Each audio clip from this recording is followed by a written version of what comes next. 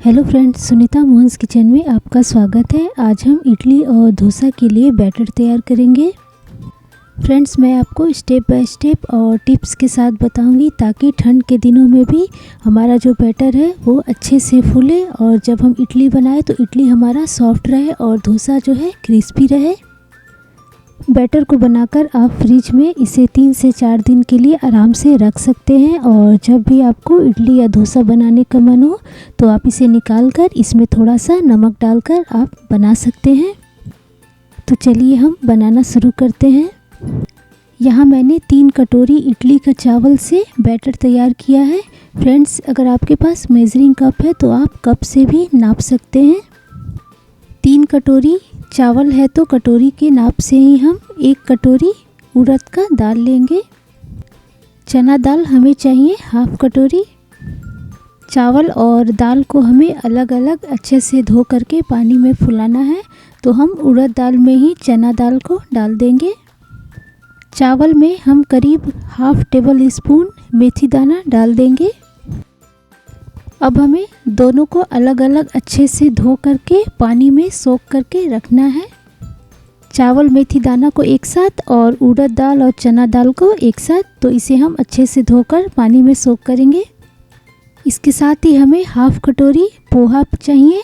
अभी हमें पोहा को ऐड नहीं करना है। जब दाल और चावल जो है हमारा अच्छे से फूल जाएगा और जब हम इसे पीसेंगे तब हम पोहा को ऐड करेंगे। अब हम दाल और चावल को दोनों को अच्छे से धो लेंगे, फिर इसे हम पानी में सोख करके करीब 6 से 7 घंटे के लिए रख देंगे। बैटर बनाते समय चना दाल और पोहा डालने से डोसा जो है काफ़ी क्रिस्पी बनता है और चना दाल रहने से टेस्ट जो है काफ़ी अच्छा लगता है। तो फ्रेंड्स, आप ज़रूर ऐड कीजिएगा। ये हमारा 7 घंटा हो गया। चावल और दाल जो है दोनों अच्छे से फूल गया है। अब हम पोहा को चावल में डालकर इसे हम ढक के रख देंगे। तब तक हम दाल को पीस लेंगे। जब तक हमारा दाल पिसाता है तब तक जो है पोहा जो है अच्छे से फूल जाएगा। पोहा को फूलने में टाइम नहीं लगता है, यह काफ़ी पतला होता है। तो अब हम दाल को पहले पीस लेते हैं और हमें बारीक पीसना है। हमारा दाल जो है अच्छे से पीस गया है, इसे हमें एकदम से बारीक पीसना है।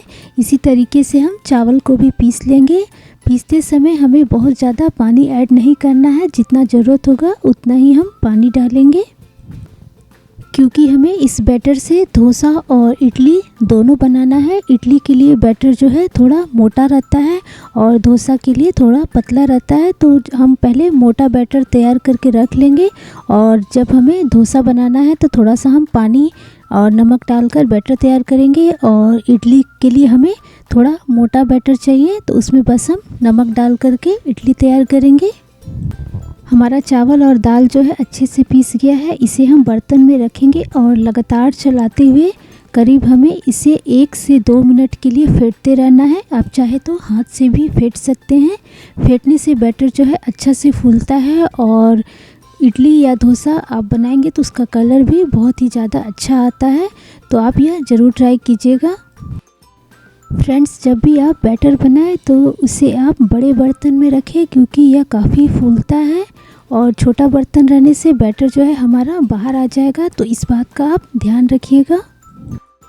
अब इसे हम एल्युमिनियम फॉइल से अच्छे से सील कर देंगे और इसके ऊपर हम तौली या फिर बेडशीट से अच्छे से ढक देंगे ताकि ये गर्म रहे और हमारा जो बैटर है अच्छे से फूल जाए। इसे हमें ऐसे ही ढककर करीब 12 से 13 घंटा के लिए रखना है। उससे ज़्यादा हमें नहीं रखना है, नहीं तो बैटर जो है हमारा अच्छा से तो फूल जाएगा पर बहुत ही जल्दी खट्टा हो जाएगा। तो इस बात का हम ध्यान रखेंगे। 12 घंटा हो गया है, हमारा बैटर जो है अच्छे से फूल गया है, यह बिल्कुल तैयार है। इसे हम एक बार अच्छे से मिला लेंगे और फिर हम बैटर को दूसरे बर्तन में डालकर इसे हम फ्रिज में रख देंगे। फ्रेंड्स, जिस बर्तन में हम बैटर बनाते हैं, जब बैटर अच्छे से हमारा फूल जाए तो उसके बाद हमें इसे दूसरे बर्तन में डाल के तब हमें फ्रिज में रखना है। नहीं तो हमारा जो बैटर है वो जल्दी ख़राब हो जाएगा और उसमें जो है खट्टा सा स्मेल आना लग जाएगा। तो हम इस बात का ध्यान रखेंगे। फ्रेंड्स, हमारा परफेक्ट बैटर जो है तैयार हो गया है। इसे हम ऐसे ही फ्रिज में रख देंगे और जब भी हमें इडली या डोसा बनाना है तो उसी के हिसाब से हम बैटर को निकालेंगे और उसमें हम अपने टेस्ट के हिसाब से नमक ऐड करेंगे। इडली के लिए परफेक्ट है ये बैटर। अगर आप डोसा बना रहे हैं तो इसमें आप थोड़ा सा पानी डाल दीजिएगा, क्योंकि डोसा का जो बैटर है वो थोड़ा पतला होता है। फ्रेंड्स, आप भी इस तरीके से एक बार ज़रूर इडली डोसा के लिए बैटर तैयार कीजिए और आपको यह तरीका कैसा लगा मुझे कमेंट में लिखिए। मिलते हैं फिर एक नई वीडियो के साथ। Thank you.